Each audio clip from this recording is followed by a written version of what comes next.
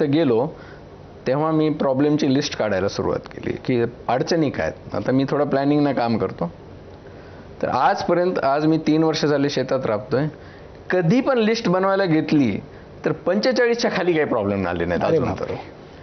तर मला वाटायचं ही अशी कशी भूताट की इथले काम संपतच नाही आणि प्रॉब्लेम संपतच नाही आणि संपतच नाही आणि नवीन नवीन आपण शिकले की आपण ॲडिशनल प्रॉब्लेम क्रिएट करायला सुरुवात करतो. पण ऑल सेड अँड डन संध्याकाळ जेव्हा होती, जेव्हा मी थकून भागून येतो तेव्हा 9-9:30ला तुम्ही माझ्याशी बोलायचा प्रयत्न केला तर माझे डोळे मिटत असतात.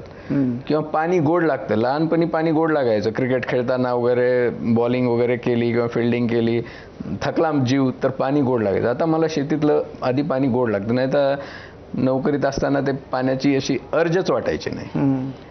मी पहिल्यांदा जेव्हा गेलो, मी आणि मिसेस आणि मी जेव्हा बघितलं, मी फक्त पाईपलाईन शेतातली फिरून बघितली तर 27 ठिकाणी लीक होते. आणि एक लीक काढायचं जर आपल्यासारख्या मध्यमवर्गीयाला किंवा उच्च मध्यमवर्गीय जे असतील त्यांना ठरवलं तर इम्पॉसिबल. माझं हे चॅलेंज आहे की 15-20 दिवसात नाही लोक पळून गेली शेतातून तर अशक्य आहे. मला मागे एक जण म्हणला होता की ते शेती अशी असती तशी असती, शेतकऱ्यांना का फायदे द्यायचे.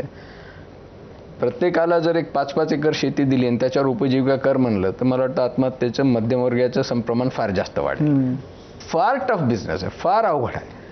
ती लोक टफ आहेत म्हणून ती करत आहेत. सामान्य माणसाच्या कृतीचं काम नाही. तुम्ही जेव्हा लिस्ट करायला घेतली तेव्हा काय प्रश्न तुम्ही नोंदवत गेला? जे मला पहिल्यांदा असं दिसलं की आमचा जो गोठा बांधलेला आहे तो 10 ठिकाणी गळत आहे. जनावरांची हालत चांगली नाही. एक ट्रॅक्टर होतं ते खराब आहे, ते बरेच दिवसापासून पडून आहे. इतस्ततः पसरलेले पाईप्स आहेत, इतस्ततः पसरलेल्या कॅन्स वगैरे असे काही पडलेले आहेत. प्लास्टिकचं एवढं इन्फेस्टेशन, मी 2 ट्रकभर प्लास्टिक गोळा केलं असेल शेतात ना. फवारणीच्या बाटल्या आल्या, ते काढतात फेकून देतात. असं काही आणि मी डिव्हिजनल कमिशनर होतो. मधून मी आलो की काही जण उत्साही माणसं काहीतरी लस्सी घेऊन ये वगैरे, आणि ती आपल्याकडे नेचर आहे. काढलं पिलं की फेकून द्यायचं. डस्टबिन, मग मी डस्टबिन ठेवल्या. प्लास्टिकचं संकट फार मोठं आहे शेतीमध्ये, फार मोठं आहे. आणि मग सगळीकडं पसारा पडलेला. मला नीटनेटकं आवडतं आणि उत्पन्न वगैरे पुढचा विषय होता. मोटर जळाली, तिकडं झाडं वाढलेले, बाबळीचे झाडं वाढले, त्याला ते चिलाट्या म्हणतात, ते वाढलेलं. मग हळूहळू एक प्रश्न खूप जास्त होते. पहिल्या दिवशी गांगारून गेलो. मग नंतर माझ्या सवयीप्रमाणे मी खूप मोठ्या प्रॉब्लेमकडे बघत नाही, मी स्ट्राईक करायला सुरुवात करतो. त्याप्रमाणे स्ट्राईक करायला सुरुवात केली. एक 2 करत ते कंट्रोलमध्ये आणले.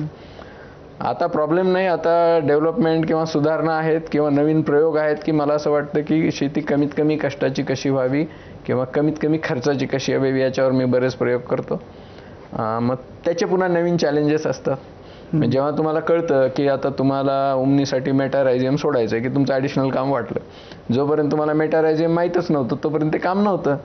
नवीन ज्ञान नवीन काम घेऊन आलं. अशा पद्धतीनं चालू आहे. पण क्रिएटिव्ह आहे. पण मी डेफिनेट सांगतो की नोकरीपेक्षा चॅलेंजिंग आहे. पण पैसे आहेत का त्याच्यामध्ये? किफायतशीर आहे का शेती? शेती बिलकुलच किफायतशीर नाही आहे. याचं कारण असं आहे की आपल्या इनपुट कॉस्ट एवढ्या वाढून बसलेल्या आहेत आणि जमिनीची काळजी आपण घेऊ शकलो नाहीत, कारण शक्यही नाही शेतकऱ्यांना ते घेणं, कारण की त्याला खरीप झालं